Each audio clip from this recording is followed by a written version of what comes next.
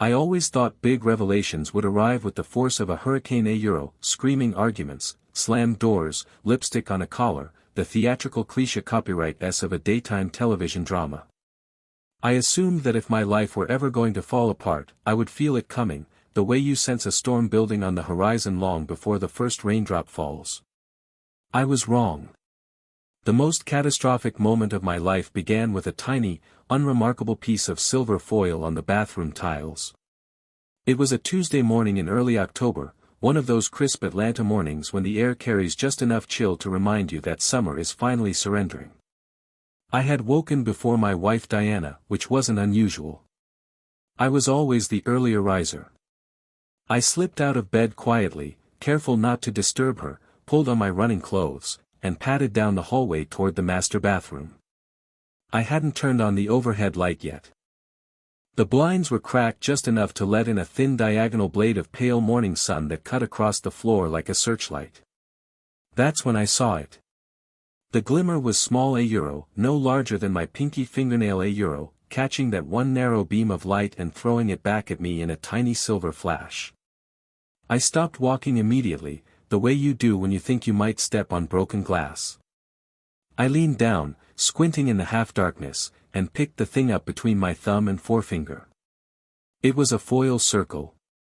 The kind left behind when you push a pill out of a blister pack. I turned it over. One side was plain, dull silver. The other side had a small printed number on it. I stared at it. Tuesday. The foil said 2, which in any standard blister pack meant Monday had already been taken. This was Tuesday's pill. Which meant someone in this house was on a daily medication taken from a numbered blister pack and they had already taken Monday's dose. I was 37 years old and took nothing beyond an occasional ibuprofen for the headaches that came after long days at my architecture firm. Diana, as far as I knew, wasn't on any prescription either. We'd both had comprehensive physicals in August. Her doctor had given her a clean bill of health. Mine had done the same. No chronic conditions. No prescriptions. We were the kind of couple who bragged, a little obnoxiously, about not needing a single pill between us. The only daily pills Diana had ever kept in this house were her birth control pills. She'd been on them for the first 4 years of our marriage, before I had a vasectomy 3 years ago. We'd sat down together, talked it through, agreed that 2 children, 5-year-old Oliver and 3-year-old Emma, were enough. Diana had said she was relieved to stop taking the pill. Said she hated the way they made her feel. And I had gone through with the procedure without a second thought, because I trusted her, because I loved her, because after 8 years of marriage I had never once had a reason to doubt her. I looked at the foil circle in my palm. If Diana was back on birth control, there was only one rational explanation that my mind would allow itself to form, even as every other part of me tried to push it away.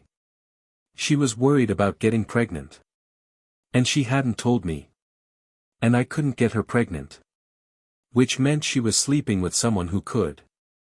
I stood there in the half-dark bathroom for what felt like a very long time.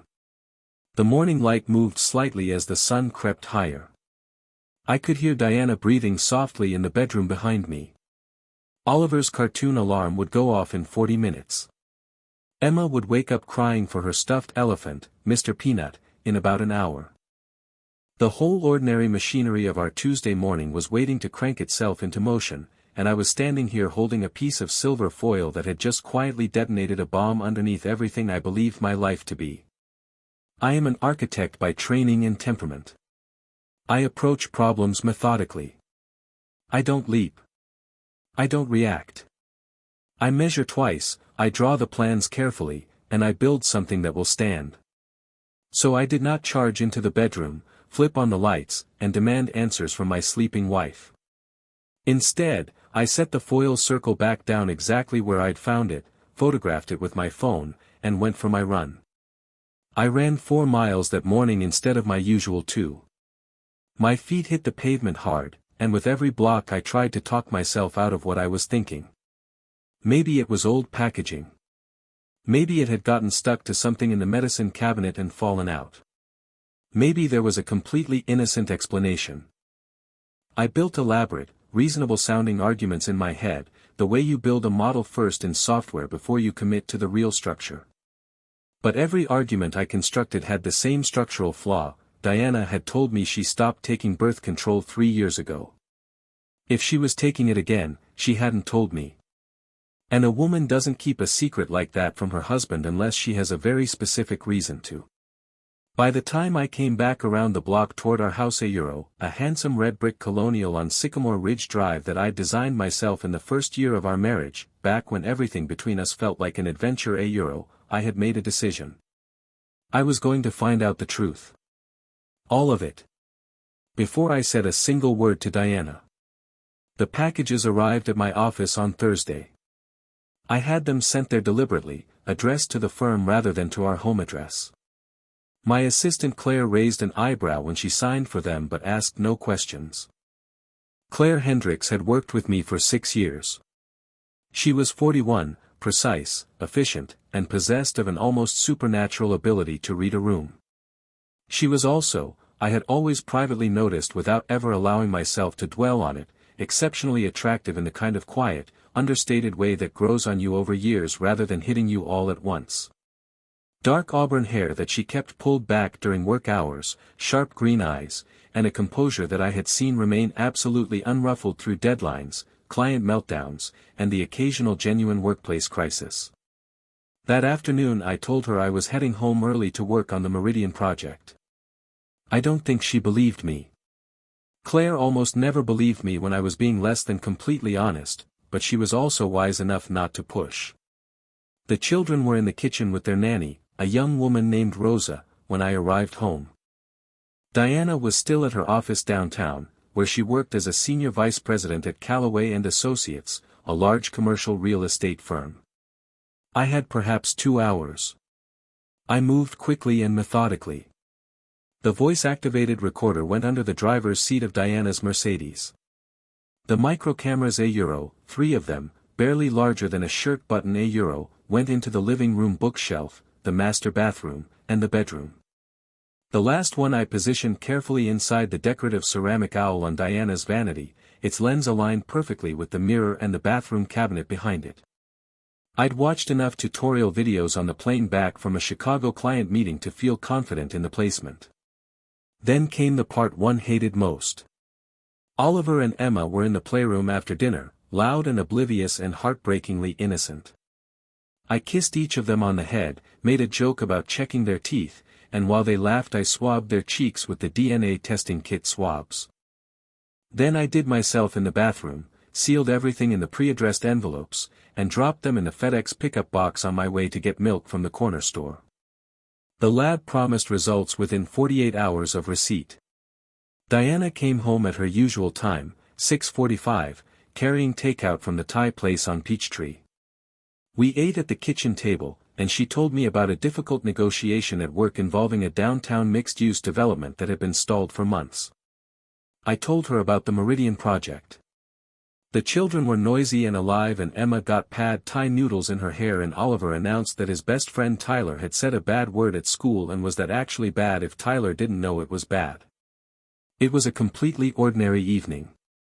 I watched my wife's face while she laughed at Oliver's story. She was still beautiful, dark-haired, with the high cheekbones and easy confidence of someone who had always known she was attractive and had never been particularly vain about it. We had been happy, I thought. Or I had been happy, and she had been performing happiness with enough conviction that I'd never noticed the difference. That thought made the pad Thai turn to cardboard in my mouth. Over the next 4 days I watched the footage. The bathroom camera was the most damning.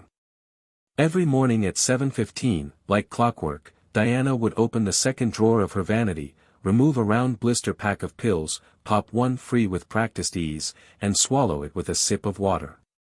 She did it the way you do something you've been doing every day for years, without thinking, automatically, the way you tie your shoes. She had never stopped. She had simply been careful enough to keep the pack out of my sight, until the morning one tiny foil circle escaped and caught the light. The bedroom camera delivered the second revelation on Friday evening. Diana had come out of the shower wrapped in a towel. I watched her cross to the bed, reach into the pocket of the blazer she'd worn to work, and pull out a phone I had never seen before. It was smaller than her regular iPhone, a dark-colored device, and she typed on it for several minutes with a small, private smile on her face. The kind of smile I recognized, or thought I had recognized, as one she used to give only to me. Then she walked to the HVAC vent on the bedroom wall, the one near the floor beside the wardrobe, unscrewed the cover with practiced ease, and slid the phone inside.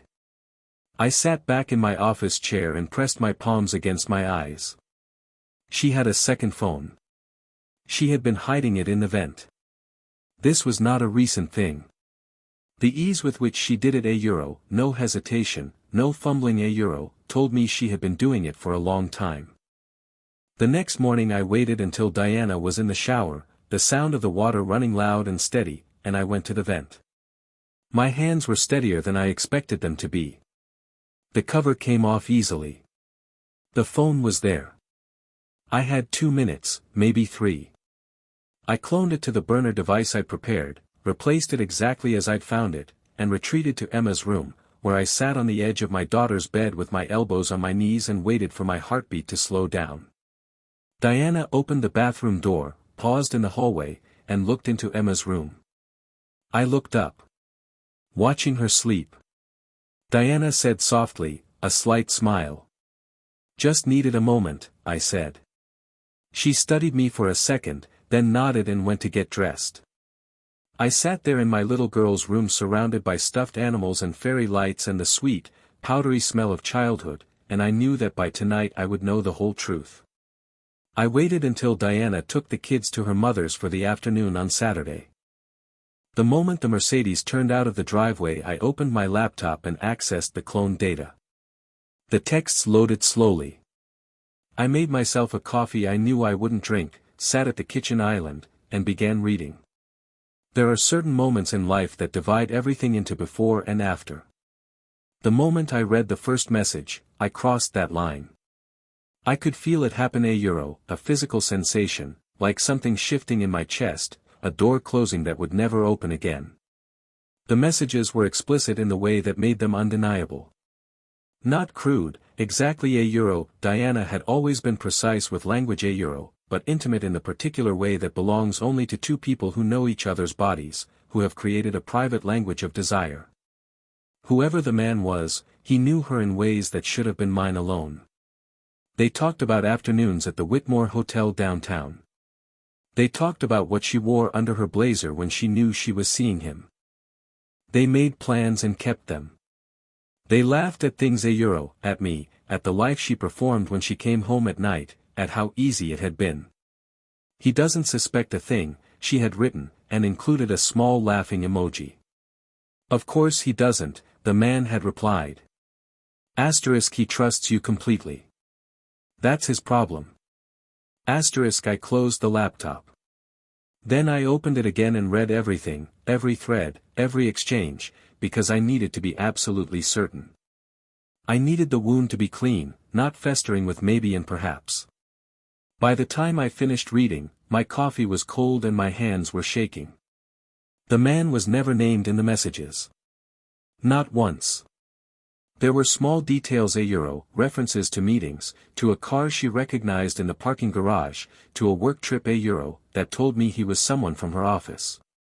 Someone she saw every day. Someone careful enough to know that a name in a text message was a liability. I closed the laptop for the second time and called Claire. She answered on the second ring. "Something's happened," I said. My voice sounded like it belonged to a stranger. "I need to come into the office." There was a brief pause. "I'll be there," she said simply. She was already there when I arrived, sitting in the chair across from my desk as though she'd known to expect this for a long time. She was in her weekend clothes, dark jeans, a simple cream blouse, and her auburn hair was down, which I realized I had almost never seen before. 6 years, and I had almost always seen it pinned up. It made her look different. Softer, somehow, and more real. I told her everything. I sat across from her and laid it out in sequence: the foil circle, the cameras, the pill pack in the vanity, the hidden phone in the vent, the texts.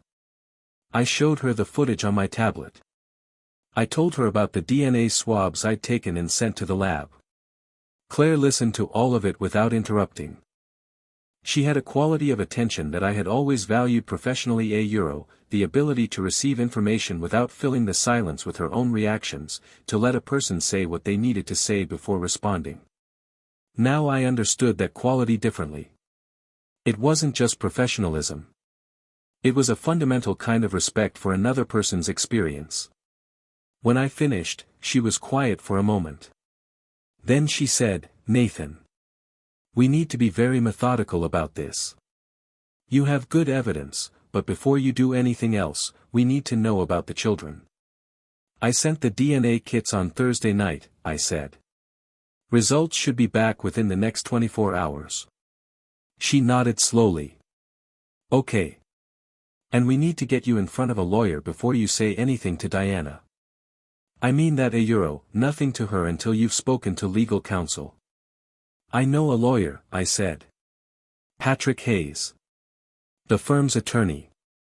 For the business side, yes. But you need a divorce attorney. A good one." She paused. "I know someone. Her name is Sylvia Crane. She handled my brother's divorce a few years ago. She's the best I've ever seen in a courtroom, and she has absolutely no sentimentality about these situations." A small, dry smile. "Which is exactly what you need right now." I looked at her. 6 years I had sat across a desk from this woman and never fully registered what she was: not her competence, which I had always known, but the intelligence in her face. The steadiness. The fact that she was here, on a Saturday afternoon, without me having had to ask twice. "Why are you doing this?" I asked. She met my eyes directly. "Because you're a good man," she said. "And someone has to make sure you don't lose everything because you're too shocked to think clearly right now." Then she stood up, straightened her blouse, and said, "Go home. Keep the cameras running. Don't say anything to Diana. I'm going to call Sylvia and get you an appointment for Monday morning, and I'll have a reason texted to Diana within the hour for why you're going to be in Dallas for most of next week." "Dallas. You have a standing invitation from the Hargrove Group." "I've been delaying it for 2 months. I'll tell Diana it became urgent." She paused at the door. "Pack a bag. You're not going to Dallas, you're going to be staying somewhere quiet and thinking about what you actually want to happen here. But Diana needs to think you're 3 states away." I stared at her. "You've thought about this already?" She held my gaze for a long moment. "I've had reasons to think about it," she said carefully. Then she left. Sylvia Crane's office was on the 22nd floor of a glass tower in Buckhead, and the view from her conference room window looked out over the city with a kind of cold, clear authority that suited her perfectly. She was in her mid-50s, silver-haired, with the lean, economical manner of someone who had spent decades cutting through other people's emotional fog to find the legal core of their situations. She listened to me for 45 minutes. She asked precise, pointed questions and took notes with a fountain pen in a leather-bound notebook. She did not offer sympathy, which I appreciated. Sympathy, in that moment, felt like something that would crack me open, and I could not afford to be cracked open. "Your options," she said, when I had finished, break down roughly as follows. First, you do nothing: continue the marriage, seek counseling, attempt reconciliation. Based on everything you've described, I'm going to assume this is off the table. Off the table, I confirmed. Second, you file for a no-fault dissolution. Equitable division of marital assets. You split what exists and move on. Clean, relatively fast, lower conflict. Given what you've told me about the prenuptial agreement protecting your firm's equity, this wouldn't be as catastrophic financially as it might otherwise be. But she walks away with half the house, potentially half your personal savings and retirement accounts, and €1, depending on what the DNA results show €1, quite possibly with your name still on the birth certificates. I said nothing. Third option, Sylvia continued, her pen moving smoothly, is what I'll call the full accounting. We file on grounds of adultery. We also file for fraud €1, specifically, misrepresentation of paternity, if the DNA results support that. We pursue alienation of affection against the third party, which is still actionable in Georgia. We file a complaint with the employment regulatory body if the man in question has a professional conflict of interest. And we make absolutely certain that every single financial transaction you need to make to protect your assets happens before the papers are served. That's what I want, I said. Sylvia Crane looked at me over the top of her reading glasses with something that might, in a different woman, have been admiration. Good, she said. Then we have work to do. Patrick Hayes had been the firm's attorney since I bought out my original partner 7 years earlier. He was a big, comfortable man who played golf badly and told dad jokes in client meetings and had a mind like a steel trap under all the sociability. He met me for lunch the next day at a quiet restaurant near his office. I told him what was happening. His face went through several distinct phases: €1, surprise, concern, calculation €1, before settling into the focused stillness of a man doing math in his head. The prenup protects the firm completely, he confirmed. Diana signed it before the wedding. Her claims against your assets are limited to personal property €1, the house, your personal retirement accounts, personal savings. The firm is mine €1, your equity is behind a firewall she cannot touch. He paused, tapping his finger on the table. However, if we're talking about a legal battle that could go on for a year or more, you want to minimize your visible personal wealth as much as possible. Judges and juries have a way of awarding what they can see. Derek Marshall, I said. Derek was my second partner, a quiet, methodical structural engineer who had been hinting for 2 years that he was thinking about stepping back from active involvement. He's mentioned wanting to sell his share. Patrick nodded slowly. If Derek sells you his stake, and you simultaneously reinvest your liquid personal assets into the company €1, taking out a business loan to do it, so it looks like leverage rather than conversion €1, then on paper your personal net worth shrinks considerably. The firm absorbs the value. And since the firm is prenup protected, Diana can't get to it. That's legal. Entirely. As long as it's done before the divorce papers are filed, it's legitimate asset restructuring, not fraud. The timing matters enormously. He looked at me steadily. How quickly can you move? I'll call Derek this afternoon.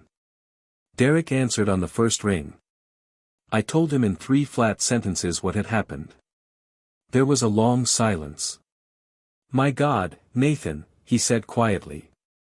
I'm sorry. I know. Whatever you need. I'll sign the papers whenever Patrick has them ready. We met that evening. Derek kept 5% as a consulting engineer's stake and walked away from the rest. I became the majority owner, poured my personal savings into the company structure in a single clean transaction, and took out a business loan to cover the apparent gap. On paper I was a man of modest personal means who happened to run a very successful firm that was unfortunately protected by an airtight prenuptial agreement. Diana had no idea that the trap she thought I was walking into had just been redrawn around her instead. The DNA results came back on a Wednesday afternoon. I was in my temporary hotel room €1, a modest extended stay place near the office that Claire had arranged €1, when my phone buzzed with the notification. I sat on the edge of the bed and stared at it for a long time without opening it.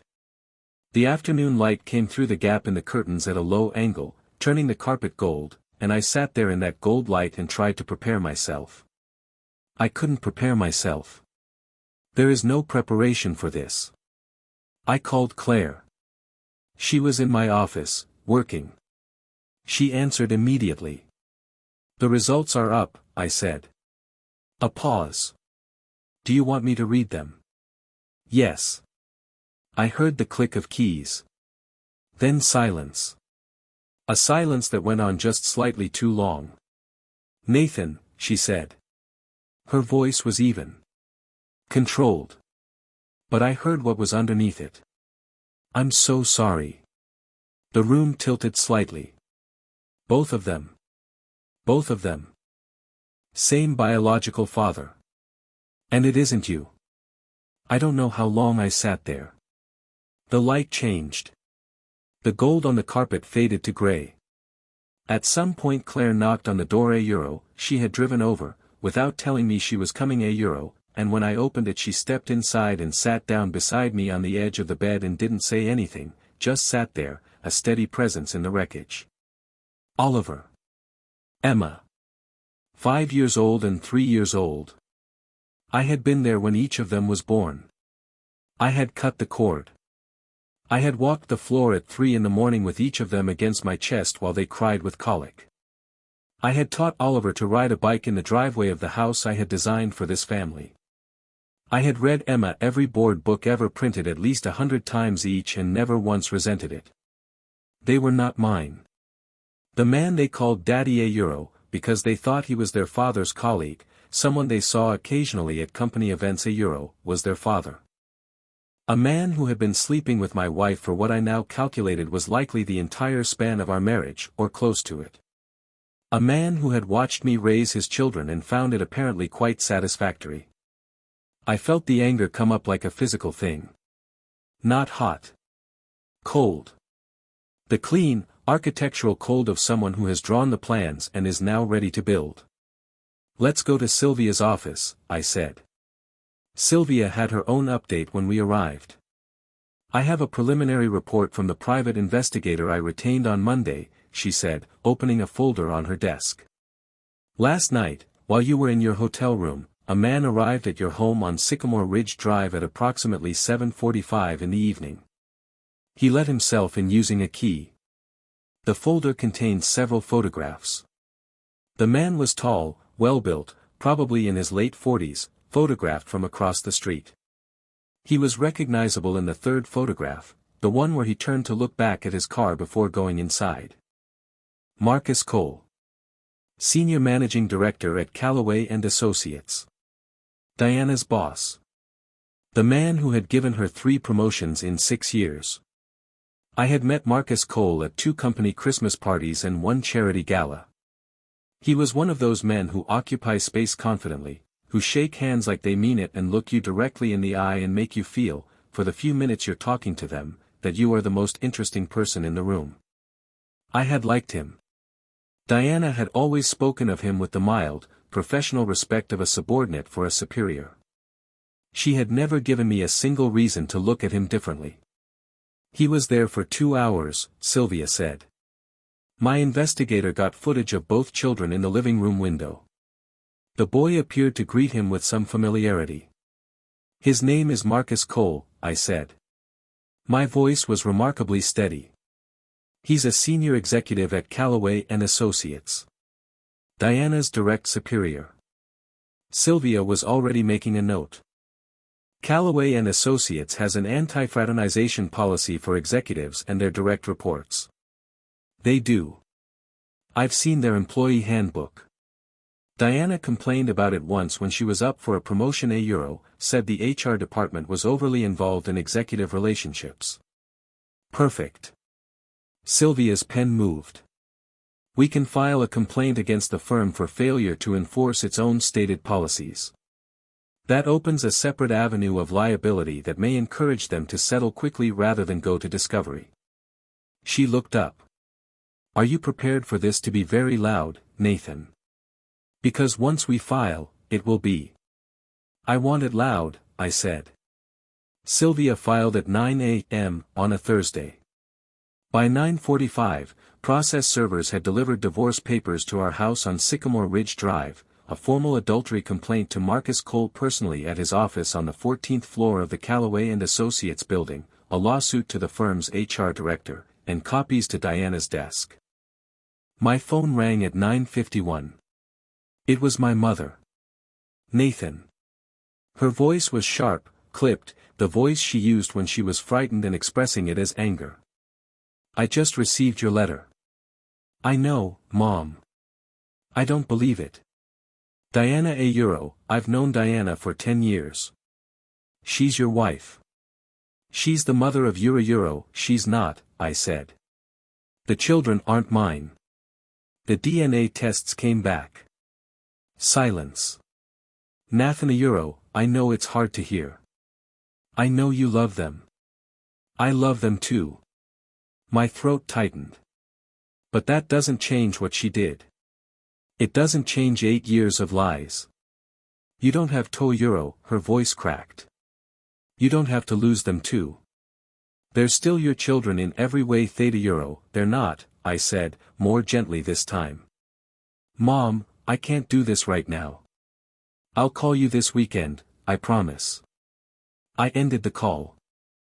My phone was immediately ringing again a Euro, my sister, then my father, then Diana's brother who I had always liked, now calling presumably to tell me I was making a terrible mistake. I let them all go to voicemail.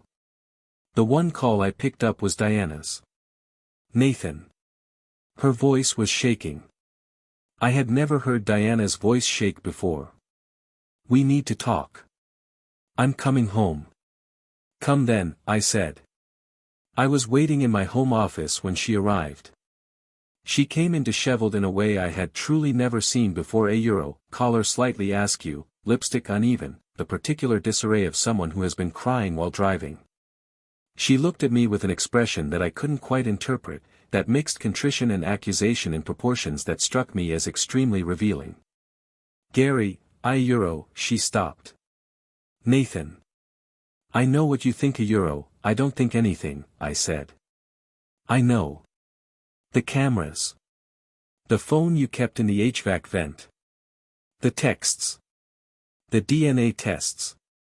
I kept my voice level, almost conversational.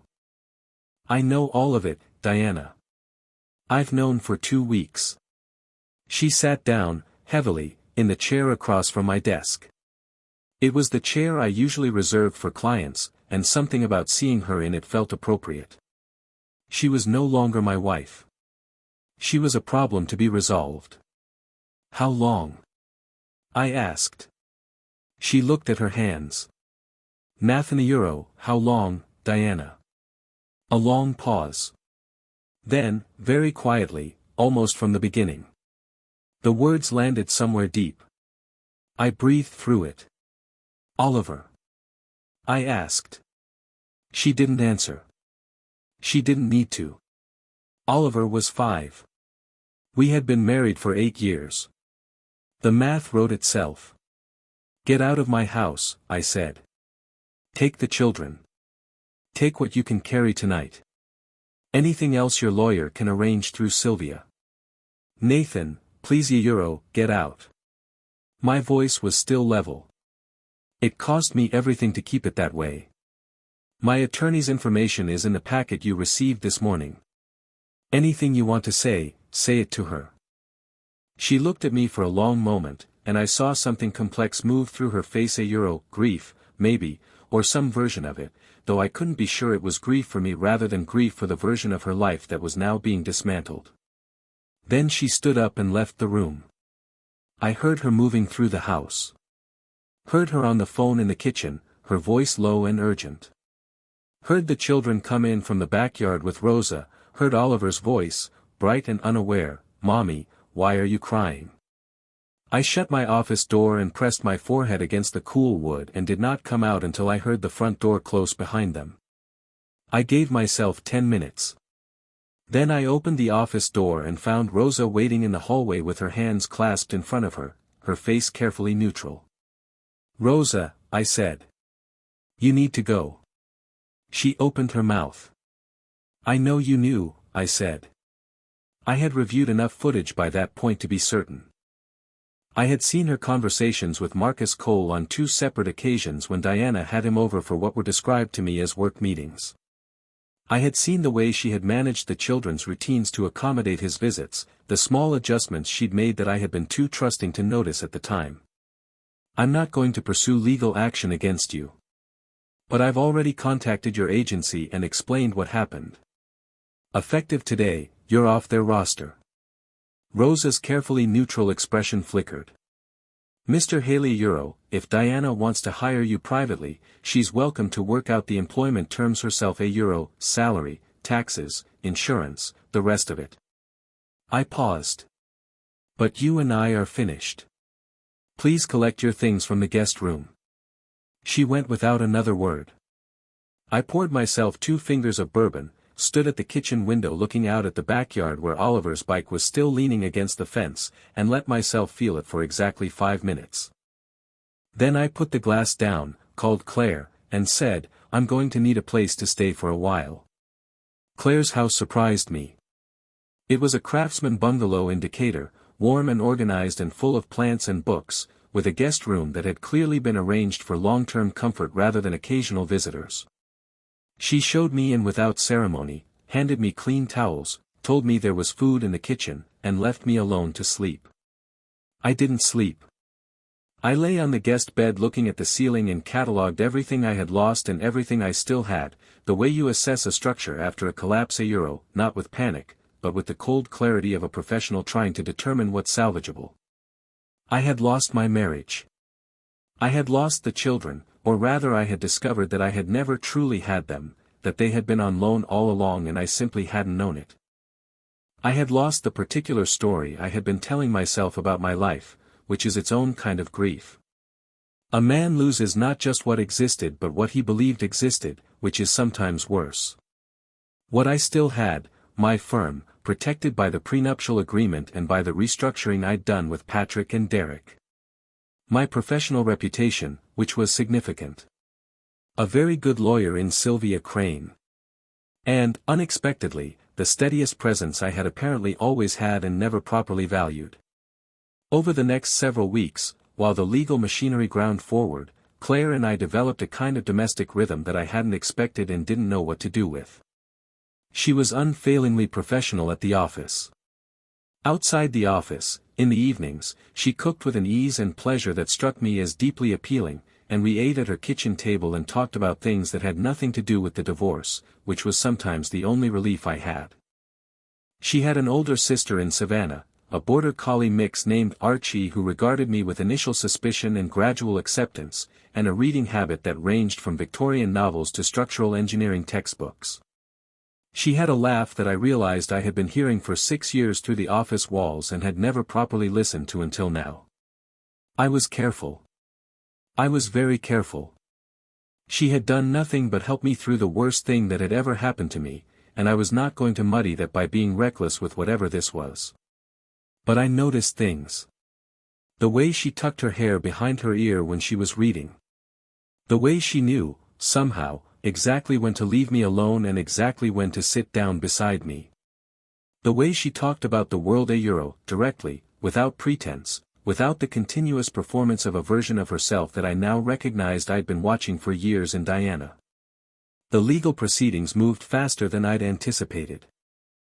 Callaway and Associates settled within 3 weeks of the lawsuit being filed. Their HR director, apparently, had been made aware of Marcus and Diana's relationship over a year earlier and had documented it but failed to act. The settlement was substantial. Euro, significant enough to cover the business loan I'd taken out to protect my assets, with a meaningful amount left over. The non-disclosure agreement they required me to sign in exchange was one I was perfectly happy to honor. I had no interest in prolonging public attention on any of this. Marcus Cole was served separately with an alienation of affection claim. This was, admittedly, the part that Sylvia described as aggressive legal strategy in a state that still permits it, but I had told her nuclear and she had delivered nuclear, and I was not inclined to retreat. His personal settlement, while smaller than the firm's, was real. I heard through the process server that he had resigned from Callaway before the HR lawsuit concluded, which struck me as prudent on his part. Diana's divorce lawyer Euro, a man named Gerald Cho who had a reputation for aggression that in practice seemed to be confined largely to filing procedural objections. Euro, attempted to challenge the prenuptial agreement's application to the firm equity. Patrick Hayes handed him his head in the preliminary hearing. The agreement was airtight. Diana was entitled to her share of the marital home's equity, a portion of my personal retirement savings, and nothing else of significance. She fought the custody arrangements, but given the DNA results and the documented evidence of the relationship with Marcus A. Euro, her employer, who she had apparently been seeing since before Oliver was born A. Euro, the family court judge was not inclined toward generosity. The children went with Diana, which was the right outcome biologically and practically, even as it opened a wound in me that I suspected would take a long time to close. I sold the house on Sycamore Ridge Drive. I couldn't live there. The thought of being alone in those rooms, in the space I had designed for a life that had never actually existed, was more than I could manage. I took the loss on the sale without much grief about it. Some things can't be salvaged, and it's better to know that clearly than to spend years trying to restore something that was already gone. The divorce was finalized on a Thursday morning in March. I was in my office when Sylvia called with the confirmation. I held the phone and looked out the window at the Atlanta skyline and felt the strange, compound sensation of closure. A euro, relief and grief braided together so tightly you can't separate them, the feeling of having put down a weight you'd been carrying so long you'd forgotten what walking without it felt like. I was still holding the phone, not quite ready to put it down, when Claire knocked and opened the door. She was holding an envelope. Her expression was complicated. A euro, careful, the way it gets when she's about to say something that requires precision. This came an hour ago, she said, setting it on my desk. I didn't want to give it to you until after you heard from Sylvia. I looked at the return address. A law office. What is it? The final settlement check from Marcus Cole's alienation claim. She paused. And there's something else. I got a call from an old contact at Callaway's. Marcus Cole is dead. His wife found him at home this morning. A beat. Apparently she had also been investigating him. She found evidence that he'd been with Diana again recently, at their house. I sat back in my chair. Marcus Cole. Biological father of the 2 children I had raised and loved. The man who had let me carry that load while he collected the best parts of it. Dead, in the house he shared with his wife, because he had apparently found it impossible to stop the behavior that had already cost him his career. I looked at the check. The amount was, to be plain about it, considerable. I had not wished for Marcus Cole's death. I did not feel joy at the news of it. What I felt was something more like the absence of feeling. A euro, a silence where there should have been something, the particular quiet that follows the final note of a very long, very difficult piece of music. That took care of itself, I said quietly. Claire sat down across from me without being invited to. She looked at me steadily with those green eyes that I had been looking into for 6 years and only recently started to see properly. How are you? She asked.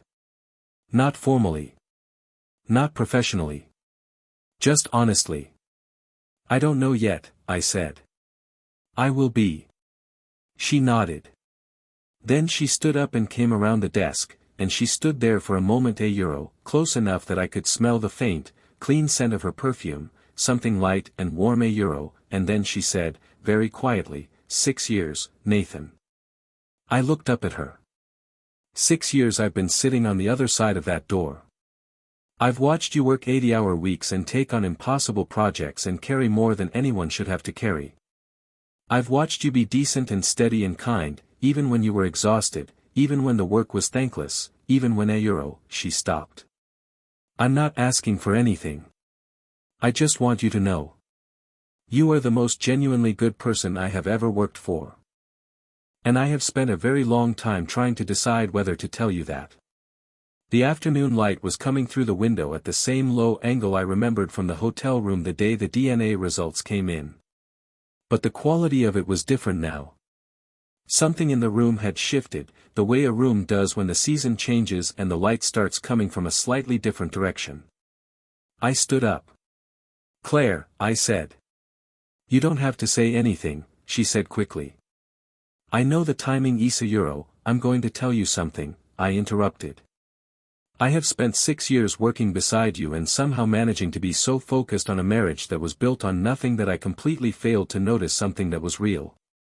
I don't think I've ever made a worse architectural oversight in my life. A startled laugh escaped her. Involuntary, genuine, slightly undignified, and absolutely wonderful. I reached up and brushed a strand of auburn hair back from her face.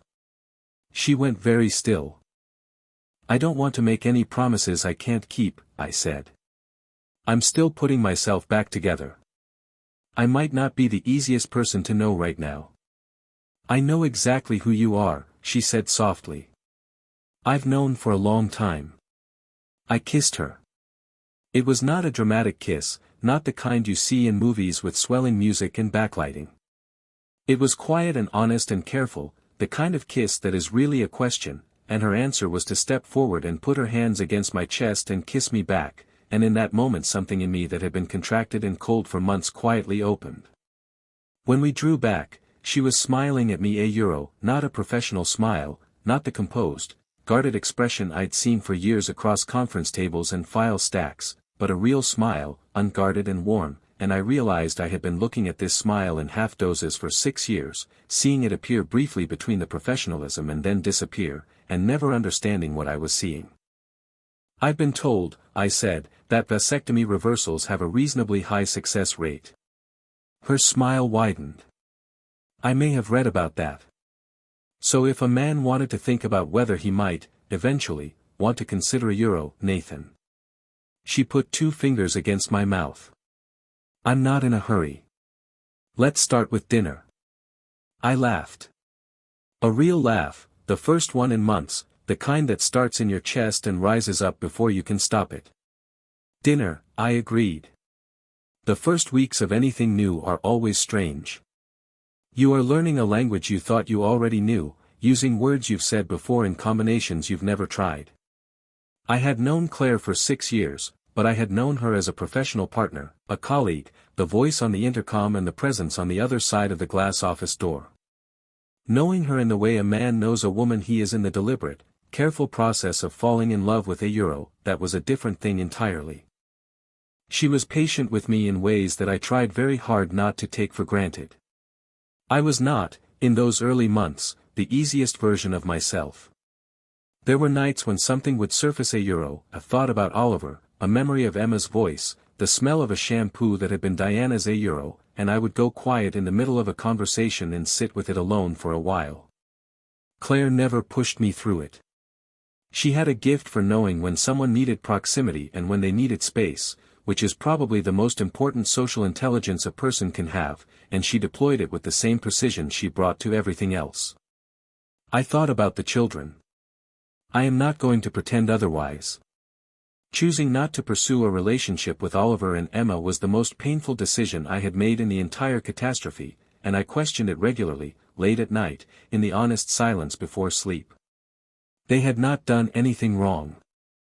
They had not chosen their parents or their circumstances. They were small people who had known me as their father for the entirety of their short lives, and I had removed myself from those lives because looking at them meant looking at the proof of everything that had been done to me. Whether that made me a coward or a realist or simply a man in too much pain to act rightly, I couldn't say. Probably some of each.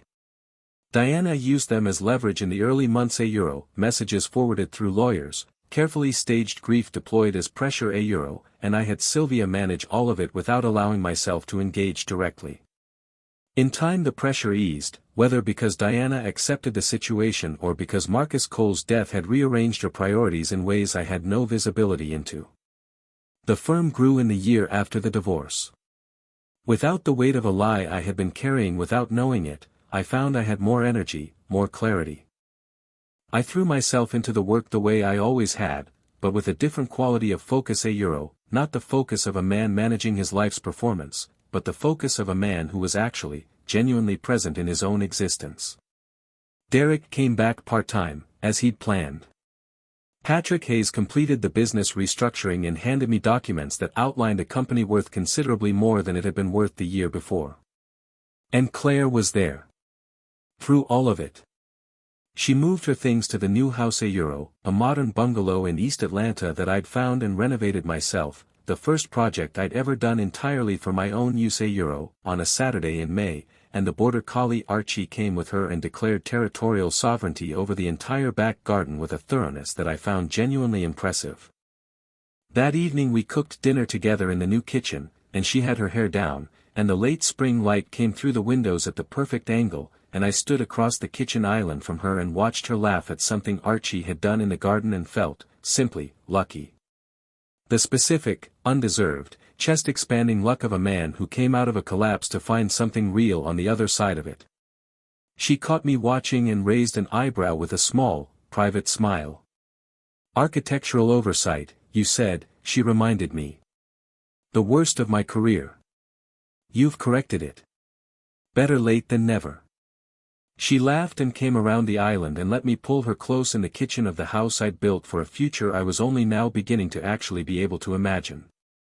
There is a moment in every structural renovation when the preliminary work is finished when the old, compromised framework has been stripped away, the damage assessed, the new foundations laid and you stand in the empty space and see, for the first time, what the thing might actually become. Before the walls go back up.